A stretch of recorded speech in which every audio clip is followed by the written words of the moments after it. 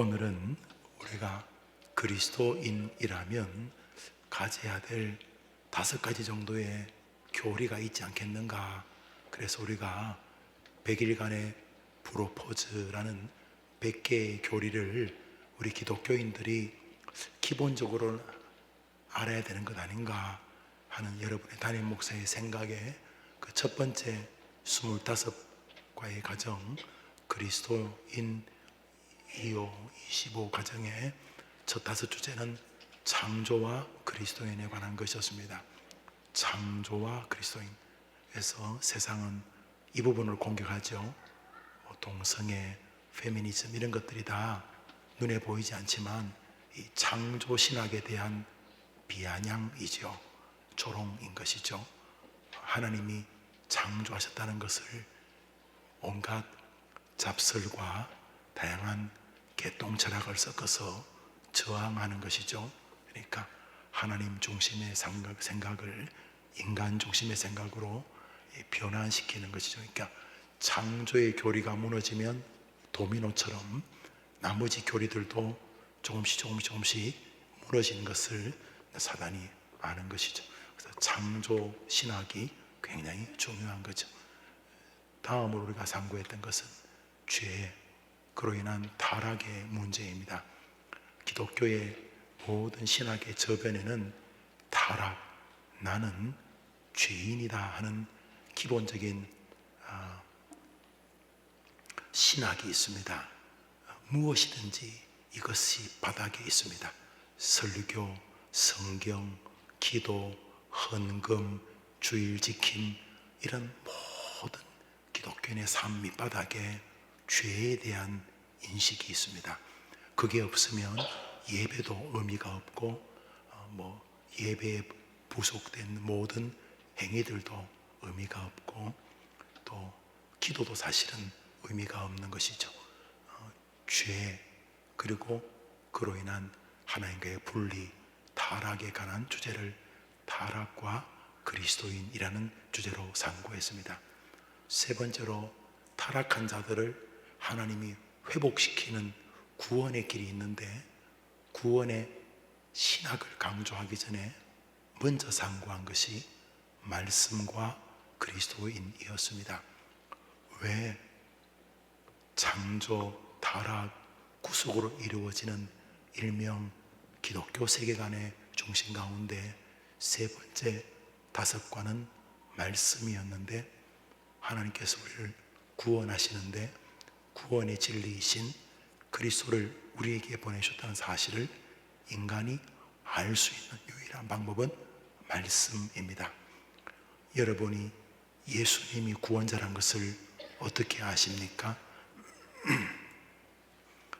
천하의 수많은 사람이 지금도 지구상에 80억 가까이 살고 지금까지 살다가 죽은 사람은 수천억 명이 될지도 모르겠는데 어떻게 그 많은 사람들 가운데 베들레헴 마구간에 태어난 육신으로서는 요셉과 마리아라고는 어머니를 육신의 부모로 두고 있는 12제자를 데리고 30년 살다가 십자가에서 죽은 예수가 여러분의 구원자라는 사실을 여러분이 어떻게 아시냐 이런 말입니다. 목 쉬었으니까 말 시키지 말고 대답을 해요. 어떻게 알아요? 그렇죠. 성경에 예수가 구원자라고 기록이 되어 있기 때문인 것이죠. 여러분은 힘들면 하나님께 기도하시죠. 그죠? 기도하시죠. 그런데 왜 여러분은 야훼 하나님께 예수님의 이름으로 기도합니까? 장독대에 물 떠놓고 알지 못하는 미상의 신이나 삼신 할머니 용왕에게 기도하지 않고 어떻게 여러분은 성경의 야훼 하나님에게 방금 집사님이 기도했던 것처럼 베들레헴에서 태어나 갈보리에서 죽은 예수의 이름으로 기도하느냐는 말이에요. 여러분은 어떻게 그렇게 기도합니까? 그래요. 성경에 하나님께 예수님의 이름으로 기도하라고 말했기 때문입니다. 그래서 우리의 구원이 이루어지기 위해서는 성경의 진리에 우리가 겸손하게 굴복해야지만 가능한 것입니다. 나는 성경은 별로 안 중요해요, 덮어놓고 믿을게요. 이것은 멋있어 보이지만은 주님의 구원 방식을 비아냥거리는 것입니다.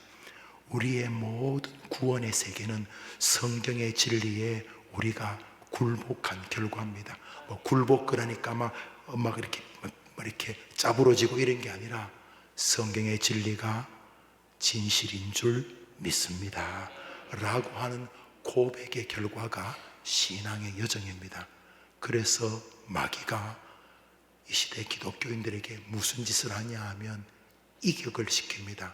무슨 말이냐 하면 말씀과 그리스도인들을 분리시키고 이 빈자리를 다른 종교적 형태를 가지고 마취를 시키는 것입니다. 노래 부르기, 찬양이 나쁜 거 아니에요. 그런데 이 노래 부르기가 굉장히 위험해요.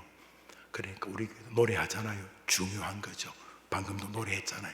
다 중요한 거예요. 그러나 이 노래 부르기 가지고 불가능한 세계가 무엇이냐 하면 성경의 진리를 통해 우리에게 역사하시려는 하나님의 방식을 순종할 수가 없는 거죠. 다시 말해 교회에서 벌어지는 모든 행위들은 말씀에 굴복한 결과의 여정인 것이죠. 찬양도 말씀으로 하나님이 우리를 구원한 감격 때문에 부르는 줄 믿습니다.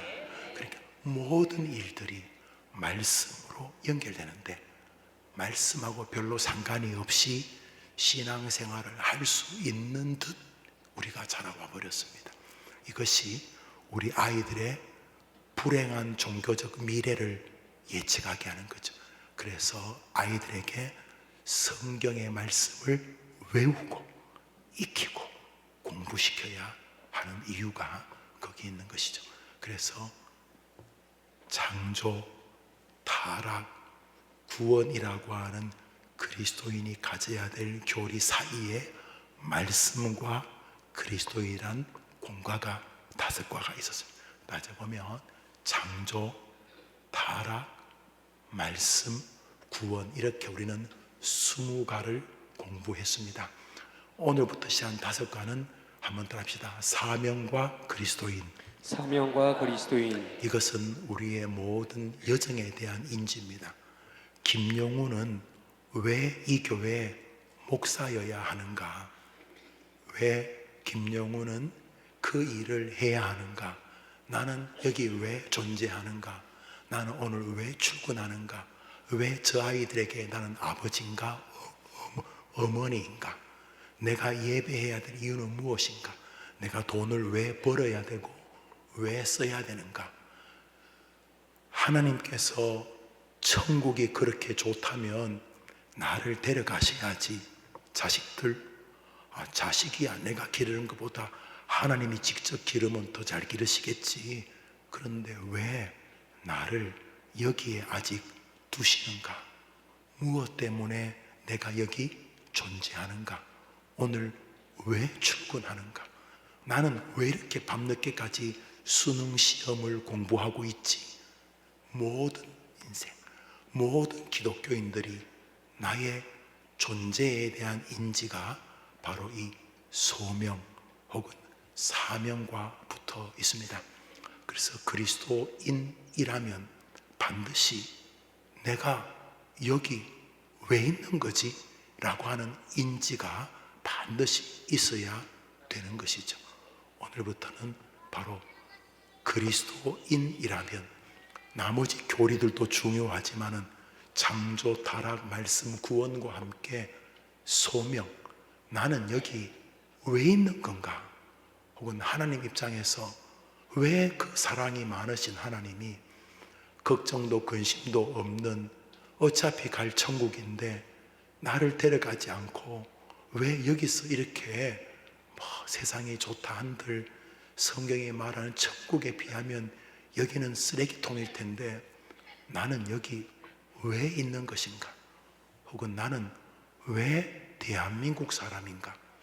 나는 왜 임진왜란 때 안 태어나고 나는 왜 200년 뒤에 안 태어나고 나라가 분단되어 있는 조선민주주의 인민공화국이 저 위에서 핵폭탄을 만들고 있는 이때에 나는 왜 대한민국의 기독교인인가? 라는 이 모든 존재에 대한 물음, 그리고 그 물음에 대한 이해가 모든 그리스도인이라면 가져야 될 자세다. 그래서 오늘부터 사명 혹은 소명과 그리스도인에 대해서 상고하려 합니다. 첫 번째로 우리 구주 예수님이 그 질문에 대한 큰 답변을 친히 주시러 이 땅에 오셨습니다. 아니, 명색이 하나님이신데 성부, 성자, 성령 삼위일체 중에 한 분이신 하나님이 거기서 하면 될 텐데 뭘로 여기까지 인간의 몸을 입고 온갖 구차하게 오셨어야만 하는 것인가? 아니, 하늘에서 말 한마디면 되는데 뭐 권력자는 전화 한 통하면 다 되는데 아니, 하나님께서 왜 여기에 오셔 했는가? 천사들 많은데 그 히스기야 시대에 보면 천사 한 명을 보내가지고 아수르 군대 18만 5천 명을 즉시 1초 만에 송장으로 만드는 천사들이 그렇게 많은데 왜 성자이신 하나님 그리스도가 이 땅에 오셔야만 했는가? 그것은 사명 있기 때문 아니겠습니까? 예수님이 아니 뭐 할 일도 없는데 그냥 한번 땅에나 내려가 볼까? 그렇게 오셨겠냐는 말이죠. 예수님이 이 땅에 오신 이유도 사명, 숙제 때문 아니겠냐는 거죠. 그런 면에서 우리의 모든 신앙의 멘토이신 예수님을 통해 우리의 존재의 이유를 보게 되는 것이죠. 오늘부터 상고할 주제는 예수님의 사명과 성육신입니다. 잘 들립니까? 예. 좋습니다. 고맙습니다. 오늘은 시작. 오늘은 그리스도인 2호 과정 중 마지막 부분인 사명과 그리스도인의 첫 시간입니다. 소명은 그리스도인이 이 땅에 존재하는 이유이며 보다 가치롭게 자기 인생을 이끄는 삶의 동인입니다. 지나온 그리스도인 2호 과정은 이 소명을 강화하는 여정이고 그 소명의 가치를 확인하는 시간이었다 해도 과언이 아닙니다. 이 부분의 이해를 돕기 위해 지나온 그리스도인 2호 과정을 간단히 정리하면 다음과 같습니다. A, 창조신앙과 그리스도인, B, 회개와 그리스도인, C, 말씀과 그리스도인, D, 구원과 그리스도인, E. 사명과 그리스도인. 예, 성육신이란 성육신이란 무엇입니까? 성육신의 교리는 교회 역사상 가장 많은 공격을 받은 교리입니다. 그래서 가끔 목사님들이 설교에 인카네이션 이렇게 부릅니다. 왜 어버이날도 아닌데 카네이션이라 그게 아니고 인카네이션은 하나님이 인간이 되었다는 영어입니다. 성육신이란 영문입니다. 심지어 예수님을 구원자로 믿는 사람 중에서도 예수님의 성육신을 의심하는 이들이 존재합니다. 무엇 때문에 전능하신 하나님이 인간이 되시고 동정녀의 몸에서 탄생해야 하는가 하는 점 때문입니다. 그들은 동정녀 임신과 출생은 지나치게 인간 상식을 파괴하는 행위이며 그렇게까지 하나님이 인간이어야 할 이유가 없다고 생각하기 때문입니다. 예, 그 목사들 가운데서도 성육신을 안 믿는 목사들이 있습니다. 우리 교단은 그러면 이제 제명되겠죠. 너는 오늘부터 목사 아니다. 노예에서 그 사람을 제명하겠지만 좀 리버럴 디올로지, 자유주의 신학 국물이 튄 사람들은 예수님이 구원자인 건 맞지만은 마리아 동정녀 탄생은 신화다, 신화. 그냥 포장한 것이다. 그건 아니다. 그래서 한번 더 합시다. 비신화화. 비신화화. 이렇게 성경에서 신화적인 요소를 다 제하고 올바른 진리만 믿어야 된다. 그래서 이렇게 신화적인 요소는 후대의 사람들이 멋있게 소설을 쓴 것이고 성경 안에는 아주 중요한 몇 가지만 있다. 우리는 그것만 믿어도 충분히 구원받는다. 이런 좀 악한 말을 하는 사람들이 있어요. 자기들의 기준이 뭐냐 하면 자기 생각이죠. 홍해를 갈랐다. 말 안 된다. 아마 뭐 금음 때 뭐 진도의 기적처럼 바다가 갈라졌나 보지. 또 오병이어 뭐 조그만 애 도시락까지 그게 아니고 애 하나가 도시락을 내놓으니까 나머지 사람도 꼬불쳐 놨던 음식 다 꺼내가지고. 여러분 가끔 그 성도들과 해외여행을 가면 첫날에는 아무것도 없는데 전날에는 그냥 그 나라 음식을 먹는데 둘째 날 저녁부터는 가보면 한국판이에요. 김치, 고추장, 깻잎 어디서 다 꼬불쳐 놓은 게 막 나와요. 그런 것처럼 오병이어도 그게 아니고 어린애가 이렇게 도시락 좀 내놓으니까 나머지 사람도 꼬불쳐 놓은 거 다 꺼내 놓으니까 먹었다 뭐 이렇게 이런 식으로 말을 하죠. 또 그 모세가 이렇게 손을 드니까 홍해가 갈라졌다는 것은 그 갈라진 게 아니고 어떻게 그렇게 주변이 좀 이렇게 폭이 좁은데 이렇게 건넜다 그런 거고, 또 예수님이 무리를 걸으셨다. 예수님이 뭐하러 무리를 걷냐? 그 무리를 걸은 게 아니고 달 그림자가 이렇게 아스리하게 갈릴리 바다를 비치는데 예수님이 해변가를 지나가는데 그것이 오버랩이 돼가지고 무리를 걷는 것처럼 보였다. 아이고 참 그 사람들 불쌍하지 않아요? 어째 그렇게 힘들게 믿어요? 나는 그 사람들에게 물어보고 싶어요. 뭘 물어보고 싶으면 좋다. 홍해를 그저 이렇게 진도의 기적처럼 건넜다 치자. 그러면 뒤에 빠져 죽은 애굽 사람들은 그 접시물에 빠져 죽었냐? 그러니까 어차피 안 믿으려면은 다 못 믿는 거죠. 그런데 이 동정녀 타전도 안 믿고 싶어요. 왠지 너무 좀 이상하지 않냐? 사람이 상식을 가지고 머리를 가지고 신앙생활을 해야지 그렇게 무식하게 덮어놓고 믿습니다 그러면 되냐? 동정녀는 불가능하다. 아니 어떻게 정자와 난자가 안 만나고 그게 가냐? 이게 버진 벌스가 아니고 그냥 여자가 낳은 거다. 동정녀는 뒤에 나온 거다. 사람들이 자꾸 이렇게 예수님을 좀 이렇게 신화적으로 만들려고 하니까 그런 거다 하면서 이 동정녀 교리가 오랫동안 이렇게 공격을 받았습니다. 그래서 사도신경에 동정녀 마리에게 나셨다는 게 우리 개혁교회 신앙 고백에 들어가게 된 것입니다. 여튼간에 예수님의 이 성육신은 정말 공격을 많이 당했습니다. 다시 묻습니다. 아이고 그럼 말로 이렇게 귀찮은데 오셨냐? 그냥 하늘에서 그냥 말씀으로도 천지를 창조하시는데 그냥 하늘에서 일 다 보시지 뭐하러 오셔가지고 하나님이 뭐 동정녀 탄생이 기냐 아니냐 맞냐 안 맞냐 뭘 이렇게 구설수에 오르시냐? 그냥 하늘에서 다 하시지 뭐 하려고 오셨는가? 뭔 사명이 있다고 오셨는가? 이런 물음이 들어야 하겠죠. 읽습니다. 정말 그럴까요? 왜 하나님이신 그리스도께서 인간이 되셔야 했습니까? 왜 성육신은 기독교의 중요한 교리입니까? 빌립보서 읽습니다. 시작. 그는 근본 하나님의 본체시나 하나님과 동등됨을 취할 것으로 여기지 아니하시고 오히려 자기를 비워 종의 형체를 가지사 사람들과 같이 되셨고 사람의 모양으로 나타나사 자기를 낮추시고 죽기까지 복종하셨으니. 사도 바울은 예수님에 대해서 아주 마치 대생을 그리듯이 스케치하듯이 예수님이 오신 이유를 교리로 설명하고 있습니다.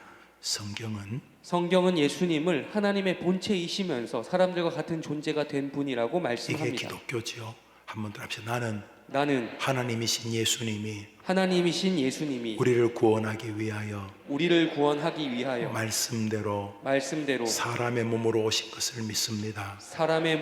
것을 믿습니다. 믿으시죠? 아멘. 이걸 안 믿는 초대교회 이단들을 영지주의, 그노시즘파라고 불렀습니다. 지금도 그런 친구들이 있습니다. 사도 요한의 증언은 더욱 그 사실을 분명히 증언합니다. 오늘 성경 공부의 본문입니다. 시작.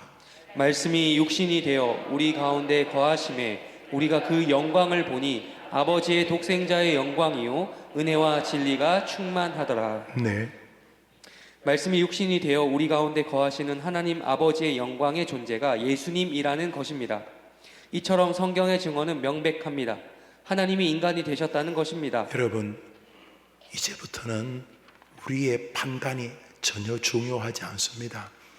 여러분이 믿고 안 믿고는 여러분이 결정하실 일이지만 성경은 우리에게 모든 판단을 중지시키고 있습니다.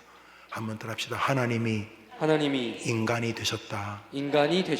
믿으십니까? 아멘. 왜 믿습니까? 그렇죠. 성경이 그렇게 말했기 때문에 여러분이 상식이 움직이거나 여러분의 마음이 동의가 되면 고맙지만 여러분의 상식에 반하거나 여러분의 마음이 동의가 안 됐다고 해서 진리가 변경되지는 않는 것입니다. 이 진리가 온전히 우리 마음에 수납이 될 때 우리는 참 말씀의 사람들이 되는 것입니다. 아멘. 계속 읽습니다. 성육신입니다. 이는 하나님이시요 삼위일체의 제2위이신 예수 그리스도가 인간의 속성을 입고 인간이 되었다는 것을 의미합니다. 우리의 신앙 고백서인 웨스트민스터 신조는 성경의 그 교리를 탁월하게 정리합니다. 웨스트민스터 신앙 고백 8장 중보자 그리스도 2조입니다. 시작. 삼위 중에 제2위이신 하나님의 아들은 참되시고 영원하신 하나님이시요 성부와 한 본체이시며 또한 동등하신 분이시며 때가 참에 인간의 본성을 취하셨다. 또한 에 속한 모든 본질적인 성질들과 일반적인 연약함들을 아울러 취하셨으나 죄는 없으시다. 그는 성령의 능력으로 동정녀 마리아의 몸에 잉태되시고 그녀의 피와 살을 받아 태어나셨다. 그 인격은 참 하나님이자 참 사람이시되 한 분 그리스도요 하나님과 사람 사이의 유일한 중보자이시다. 우리 한 번 더 읽는데 여러분 웨스트민스터 신조를 우리 교단은 신앙 고백서로 받습니다. 그게 무슨 말이냐 하면 여러분이 이 신앙을 전적으로 순종한다는 뜻입니다. 저는 이 신조의 근거에서 안수를 받아 목사가 되었고 여러분도 이 신조를 근거해서 저에게 세례를 받으셨을 것입니다. 이 신조는 성경 말고 어디서 또 하나 데려온 게 아닙니다. 성경을 우리의 신앙의 선배들이 정리한 것입니다. 믿으시죠? 청교도들과 언약도들을 중심으로 이 신조를 5년 6개월 동안 정리한 것입니다. 이 신조 전후에도 여러 신조들이 있었습니다. 하일베드스, 벨직스, 스위스 제2신조 이런 것들 다 우리가 봤습니다. 그렇지만 그 신조들이 조금씩은 틀렸다기보다는 부족합니다. 웨스트민 신조는 제가 볼 때 가장 귀한 하나님의 역사가 임한 성경의 정돈서입니다. 이 정돈서가 뭐라고 말하지요? 예수님은 하나님이시다. 동시에 예수님은 인간이시다. 그리고 예수님은 우리처럼 피와 살을 입으셨기에 인간이 가지는 모든 한계를 그대로 수용하셨다. 예수님이 이 땅에서 배가 고프셨을까요? 안 고프셨을까요? 그렇습니다. 신조에 하면 예수님이 십자가 다닐 때 육체적으로 아프셨을까요? 안 아프셨을까요? 그렇습니다. 예수님이 사랑하던 나사로가 죽었을 때 슬프셨을까요? 안 슬프셨을까요? 예수님은 이 땅에서 우리와 동일한 인간이셔야만 했습니다. 동시에 그분은 죽음을 이기시는 하나님이시고 모든 것을 통제하시는 전능자이셨습니다. 믿으시죠? 아멘. 우리 한 번 더 읽는데 혹시 이거 없는 사람 손 들어 보십시오. 손 들어 보세요. 공짜인데도 왜 없습니까? 배고픈 건 참아도 배 아픈 건 못 참는데 남 다 가졌을 때 못 가지면 열받지 않습니까? 조용히 손 드시며 우리 뒤에 계시는 목사님들이 도와주실 겁니다. 한 번 더 신조를 읽을 때 여러분 참 신기한 게 우리 합동적 교회 교인들이 웨스트민스터 신조를 모른다는 것은 이거는 누가 잘못했는지도 모르지만 죄입니다. 이제 다시 신조를 읽습니다. 웨스트민스터 신앙 고백 중보자 그리스도 제2조 시작. 삼위 중에 제2위이신 하나님의 아들은 참되시고 영원하신 하나님이시요 성부와 한 본체이시며 또한 동등하신 분이시며 때가 참에 인간의 본성을 취하셨다. 거라. 또한 인간의 본성에 속한 모든 본질적인 성질들과 일반적인 연약함들을 아울러 취하셨으나 죄는 없으시다. 우리와 다른 게 뭡니까? 죄는 없으시다. 바로 그것입니다. 그런데 예수님이 왜 고통을 당하면 안 된다는 영지주의가 나왔을까요? 영지주의가 뭐냐 하면 가현설이라 그래가지고 예수님이 그 거룩한 분이 우리처럼 이렇게 피지컬을 입을 수 없다. 그냥 그렇게 보였을 뿐이다.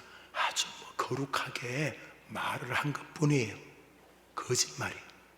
예수님은 우리와 같은 인간이셨던 거예요. 믿으시죠? 아멘. 계속해서 죄는 없으시다. 그는 시작. 그는 성령의 능력으로 동정녀 마리아의 몸에 잉태되시고 그녀의 피와 살을 받아 태어나셨다. 그 인격은 참 하나님이자 참 사람이시되 한 분 그리스도요 하나님과 사람 사이의 유일한 중보자이시다.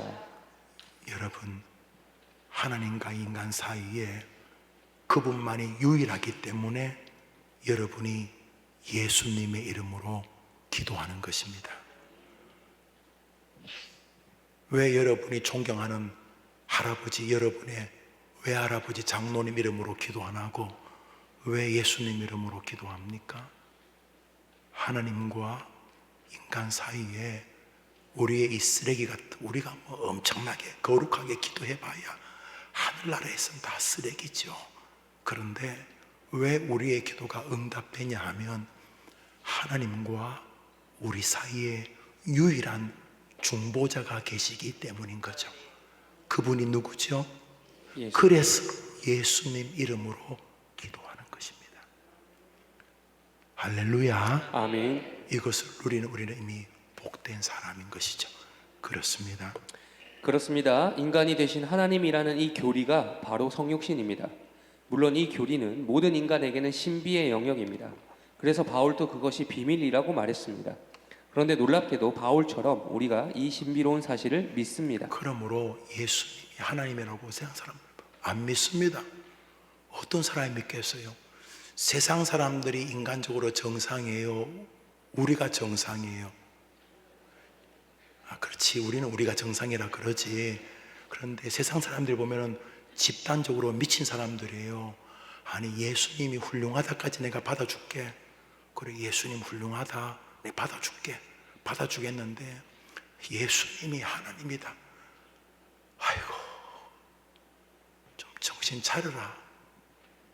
너는 애가 왜 그따위냐 이렇게 말하는 게 그분들 입장에서는 그게 정상입니다. 그런데 우리는 이게 정상입니다.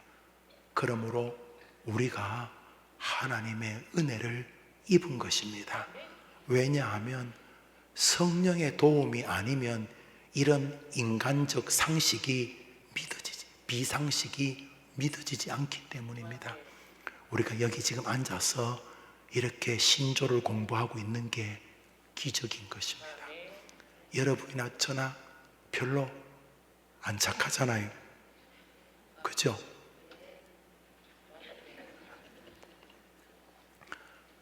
보고도 안 믿잖아요. 우린 진짜 제일 많이 쓰는 말이 뭐예요? 진짜,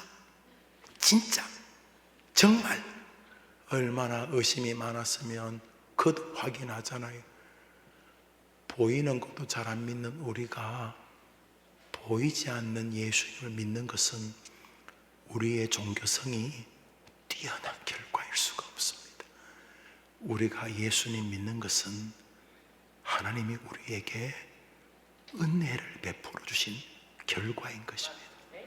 절대로 믿어지지 않습니다. 성령께서 우리를 한번 건드려 주신 것입니다. 모태신앙이든 집안이 망하다가 예수를 믿었든 병들어 믿었든 뭐가 됐든 간에 예수가 믿어지는 것은 기적이 우리 안에서 하나님으로 인하여 일어난 결과인 것입니다. 그래서 사도 바울은 예수님을 믿는 것이 신비, 비밀이라 그랬습니다. 그러므로 우리는 비밀을 공유한 비밀 공동체들입니다. 할렐루야. 아멘. 디모데전서 3장 시작. 그도다 경건의 비밀이여 그렇지 않다 하는 이 없도다. 그는 육신으로 나타난 바 되시고 영으로 의롭다 하심을 입으시고 천사들에게 보이시고 만국에게 전파되시고 세상에서 믿음 바 되시고 영광 가운데서 올리우셨음이니라. 참 바울은 성경 안에 심어놓은 성경 해석자로 불리울 만한 어른 맞습니다.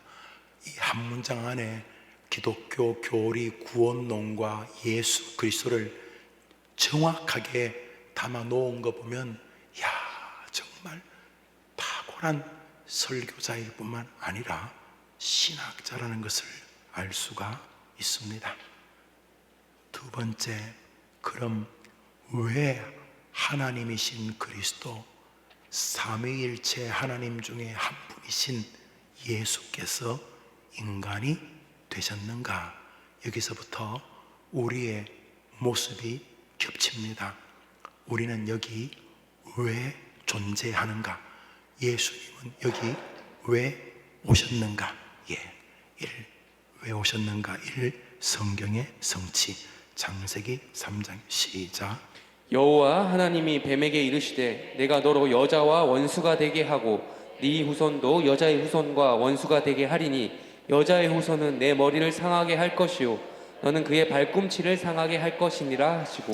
창세기 1장, 2장, 3장 천지가 창조되어진 창세기에서 하나님께서 사단의 상징인 뱀의 머리를 짓밟을 여자의 후손을 보내겠다 그랬습니다.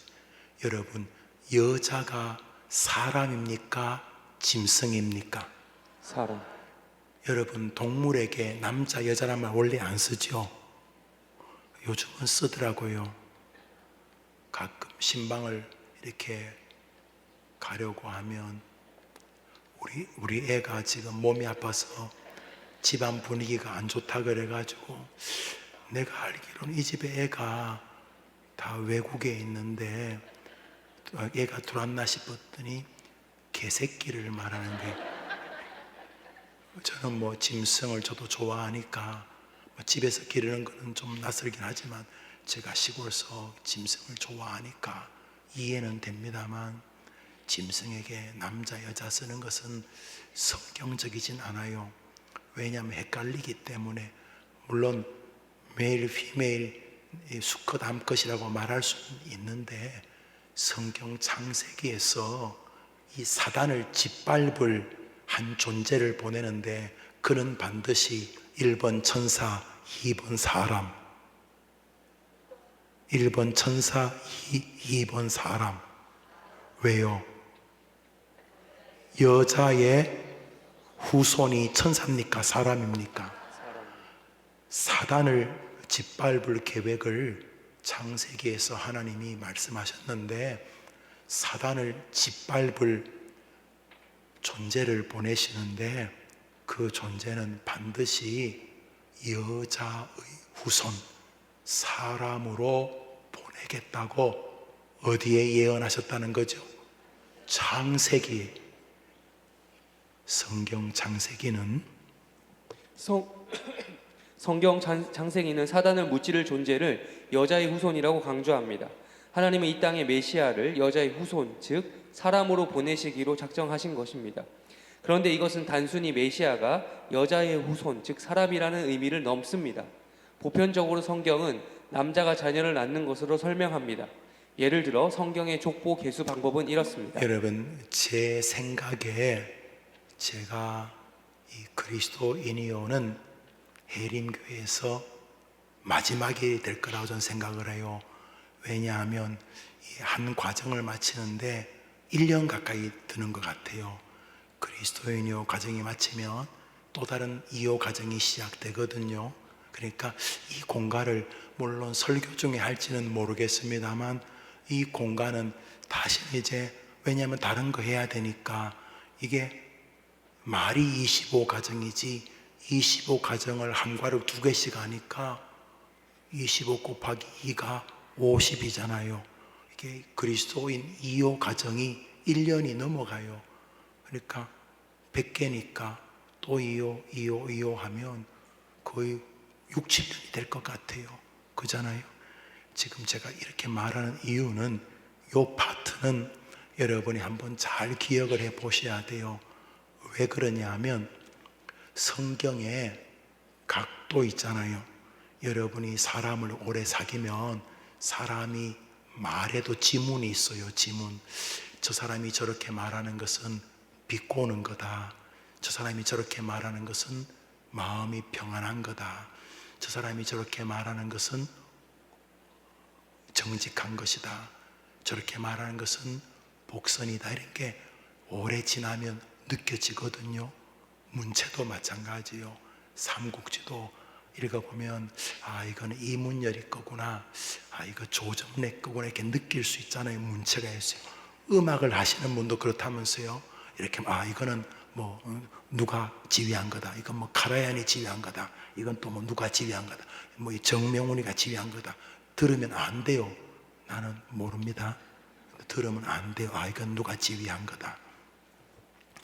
그런 것처럼 성경도 의도가 있어요. 그러니까 뭐 나는 예수 믿으면 끝이다 이러면은 할 말은 없지만, 여러분이 성경을 주야로 묵상하면 하나님이 복을 주신다고 했잖아요.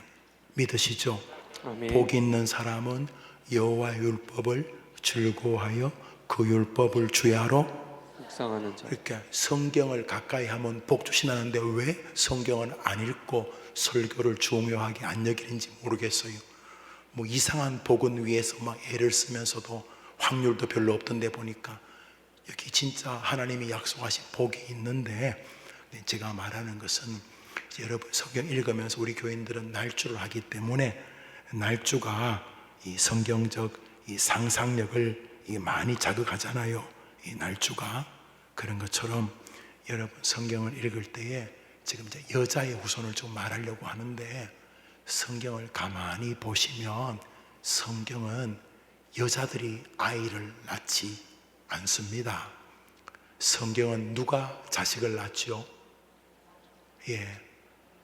아브라함이 이삭을 낳을 리가 없죠. 이삭은 누가 낳았어요? 사라가 낳았겠죠. 무슨 말인지 아시죠? 이삭이 야곱을 못 낳지요. 야곱은 리브가가 낳았겠죠. 그죠? 기분 나빠요? 그런데 유독 예수님은 여자가 낳을 거라고 말하고 있다는 거예요. 강력한 의도가 배어져 있죠. 말 안 하기로 다짐했어요. 이제 제가 여러분에게 말하는 것은, 여러분이 여러분 성경을 읽을 때 여러분이 그냥 읽어도 좋지만 성경에서 좀 멈춰서 왜 이러셨을까 이렇게 물어가다 보면, 어차피 여러분은 저처럼 설교할 것도 아니잖아요. 여러분 혼자 성경을 묵상하고 혼자 웃고 혼자 은혜 받는다고 해서 무슨 문제가 돼요? 성령님 믿으시고 해림교회에서 믿음 생활 하시는 동안 여러분의 성경 해석이 있게 되기를 바랍니다. 아멘. 자, 이제 계속 읽어봅시다. 마태. 우리 마태복음 1장 읽읍시다. 시작. 아브라함이 이삭을 낳고 이삭은 야곱을 낳고 야곱은 유다와 그의 형제들을 낳고, 이렇듯 남자로 인해 후손이 이어진다는 성경의 사고와 다른 한 특별한 존재로서의 인간 출생을 예고하는 것이 여자의 후손의 강조입니다. 방금 제가 말한 거 이해되시죠? 이유는 그리스도 메시아는 사람이지만 동시에 인간적인 아버지 없이 태어나셔야 했기 때문입니다. 그리고 그것 또한 성경의 이루어짐의 일부였습니다. 예수님에게 성경이 독특한 지위를 부여하고 있습니다. 모든 사람은 남자가 낳았다고 말하는 데 반해서 이 독특한 한 사람은 굳이 여자가, 그것도 동정녀, 처녀, 버진 벌스라 동정녀를 통해 태어날 것이라고 아주 강력하게 성경적 의와는 좀 다른 여자의 후손으로 말하고 있습니다. 이유는 이분은 생물학적 섹슈얼 릴레이션십을 통해서 태어나지 않기 때문입니다. 이분은 성경에 예고된 대로 오셔야 했기 때문입니다. 그것이 바로 동정녀 탄생입니다. 그러므로 동정녀 탄생은 신화나 예수님을 이상하게 띄우기 위해 만든 교리가 아니라 성경의 진리를 순종하는 교리라는 것입니다. 믿으시죠? 아멘. 이사야서 1씀 시작. 보라, 처녀가 잉태하여 아들을 낳을 것이요 그의 이름을 임마누엘이라 하리라. 임마누엘은 하나님이 우리와 함께 하신다. God with us. 하나님이 우리와 함께 하신다. 이런 거죠. 이상과 같이 예수님의 출생은 성경의 성취라는 측면에서 반드시 인간의 몸으로 오셔야만 했습니다. 신조 역시 그것이 성경의 진리임을 밝힙니다. 여기 지금 성경의 성취에 대한 것입니다. 예수님이 왜 인간이 되셔야만 했는가? 첫 번째로 이유가 뭐라는 거죠? 성경에 예수님이 왜 인간이 되셔야 하죠? 하늘에서 그냥 다 하셔도 될 것 같은데 왜 인간이 되셔야 했다는 거죠? 성경의 성취. 여러분, 성경이 예수님까지 기꺼이 굴복하시는 은혜의 책입니다. 그런 면에서 성경대로 우리가 안 될 가능성은 제로입니다. 우리는 성경대로 살아가게 될 것이고, 성경대로 벌 받을 것이고, 성경대로 병들 것이고, 성경대로 후패 낡아질 것이고, 성경대로 너덜거릴 것이고, 성경대로 죽을 것이고, 성경대로 천국 혹은 지옥에 있게 될 것입니다. 예수님이 이 땅에 왜 오셨다는 것이죠? 성경의 성취. 예수님도 성경대로 되었다면 우리 해림교회도 성경대로 될 것입니다. 웨스트민스터 신앙 고백 8장 중보자 그리스도 6조입니다. 시작. 구속 사역은 그리스도께서 성육신 하신 후에야 비로소 그로 말미암아 실제적으로 성취되었다. 그리고 그리스도는 곧 뱀의 머리를 상하게 할 여자의 후손이요 창세로부터 죽임을 당한 어린 양으로 계시되었다. 웨스트민스터가 이 창세로부터 죽임을 당할 어린 양으로 하고 참고 성경을 창세기에 아담과 하와가 예수님 하나님이 부르자 숨습니다. 너희들 왜 숨었냐? 그러니까 우리가 벗어서 부끄러워 숨었다 그럽니다. 그때 하나님이 가죽 옷을 지어 입히십니다. 자기들이 부끄럽다고 하는 부분을 그동안은 아담과 하와가 옷을 입고 다녔을 리가 없겠죠. 우리는 춥다 그러지만 에덴 동산이 가장 좋은 온도 아니었겠습니까? 서로 그렇게 아담이 하와를 보고 당신은 뼈 중에 뼈이고 살 중에 살하면서 아주 행복하게 말할 때 부끄럽다 이런 말이 다 죄의 결과잖아요. 부끄럽다, 어색하다, 미안하다, 열등감 생긴다, 낯설다, 불편하다, 괴롭다, 시기심이 생긴다 이런 것들이 다 죄의 결과잖아요. 여튼간에 저거들이 부끄럽다고 하자 하나님께서 가죽옷을 지어서 그들을 입히시면 여기 스킨 누군가의 가죽을 벗기셨습니다. 누군가의 가죽을 벗겨서 아담과 하와를 가려주는 것을 웨스트민스터 신조를 만드시는 분들은 창세 때부터 어린 양을 통해 그들을 덮어주셨다 이렇게 말하고 있습니다.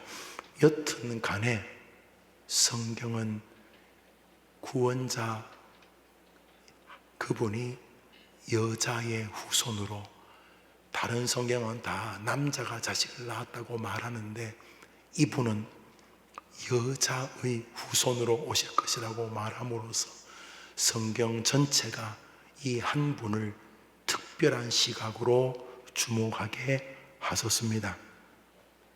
계시되었다는 말은 성경에 이미 예고되었었다는 것입니다.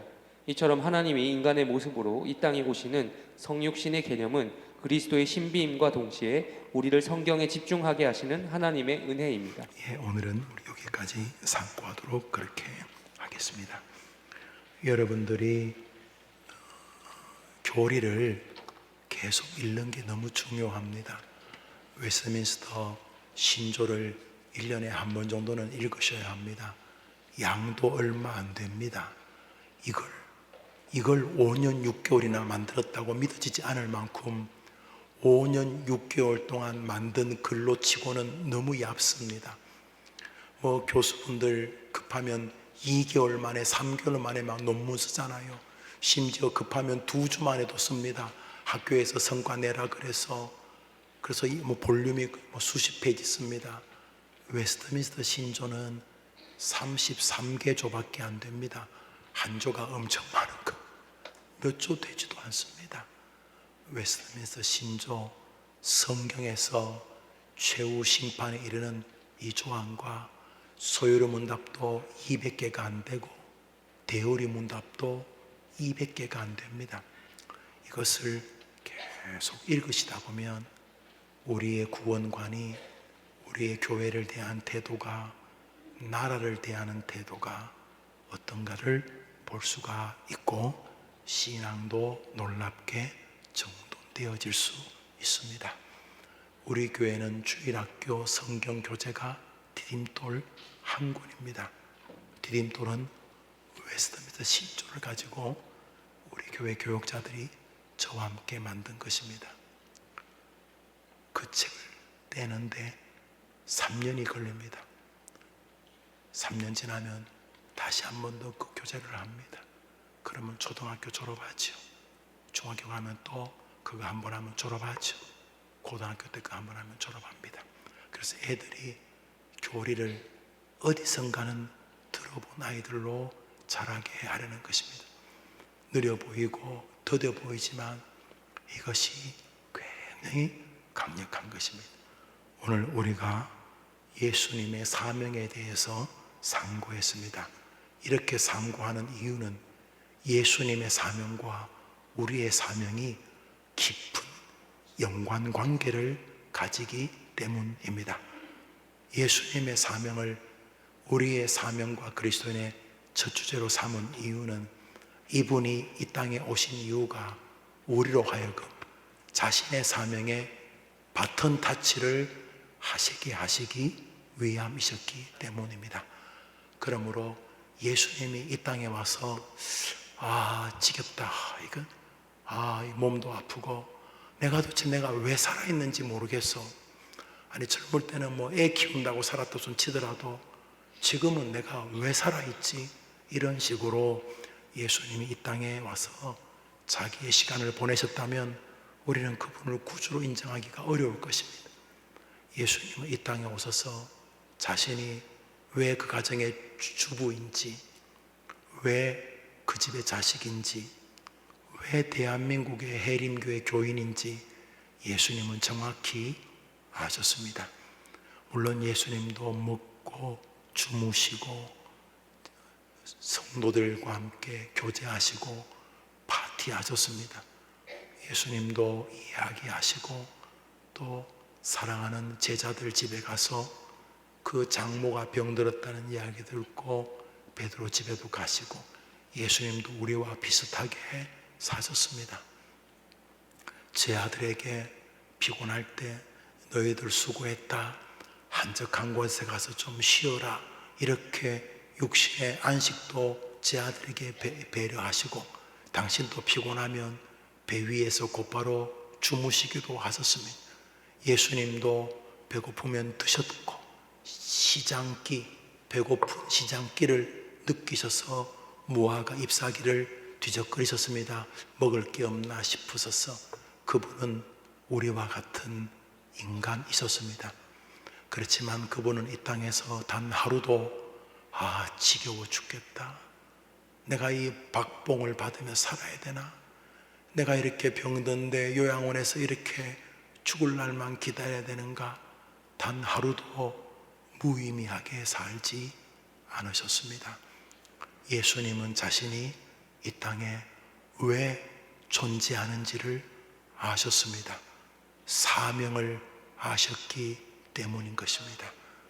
우리 예수 믿는 사람은 어린아이부터 노인 병상에서 누군가가 뒤척여주지 않으면 욕창이 생기는 인생 노년에도 이 땅에 사명이 있는 것인 줄 믿고 사는 사람인 줄 믿으시기 바랍니다. 이 사명이 사라지면 망가지는 것입니다. 목사가 사명을 잊어버리면 괴물이 되고, 성도들이 사명을 잃으면 괴물이 되는 것이죠. 그런 면에서 예수님이 이 땅에 오셔서 인간의 모습으로 계셨던 것은 성경의 순종과 함께 인간 구원, 그리고 우리에게 무언가를 전하기 위함이신 것입니다. 우리 모든 그리스도인뿐만 아니라 우리 해림교회 교우들은 자신이 존재하는 사명 때문에 오늘도 내일도 의미 있는 삶을 살아가는 용사들이 되기를 주님의 이름으로 축복합니다. 여러분의 성도님들이 수요예배 나오시면서 하나님께 헌금을 드렸습니다. 같이 한번 기도합시다. 자비로우신 하나님 아버지, 수요일날 그리스도인이요 21번째 시간을 갖습니다. 예수님의 사명과 성육신의 교리를 보면서 예수님은 이 땅에 사명을 가지고 오셨는데 나는 이 땅에 왜 지금까지 존재하게 하신 것일까? 그것은 하나님 입장에서 사명을 맡기셨기 때문일 수밖에 없음을 기억하고, 그리스도인요 가정을 진행하는 동안 사명을 굳게 확인하고 붙들고 사명으로 감격해 하고, 사명 때문에 죄송해야 하고, 사명 때문에 믿음과 소망과 사랑으로 살아가는 우리 성도들 다 되게 해 주시옵소서. 헌금을 드리니 받아 주옵소서. 예수님 이름으로 기도합니다. 아멘. 하늘에 계신 우리 아버지, 이름이 거룩히 여김을 받으시오. 나라의 마옵시 뜻이 하늘에서 이룬 것 같이 땅에서도 이루어지이다. 오늘날 우리에게 일용할 양식을 주옵시고, 우리가 우리에게 죄의 지은 자를 사하여 준 것 같이 우리 죄를 사하여 주옵시고, 우리를 시험에 들게 하지 마옵시고 다만 악에서 구하옵소서. 대개 나라 권세와 영광이 아버지께 영원히 싸움나이다. 아멘. 기도합시다.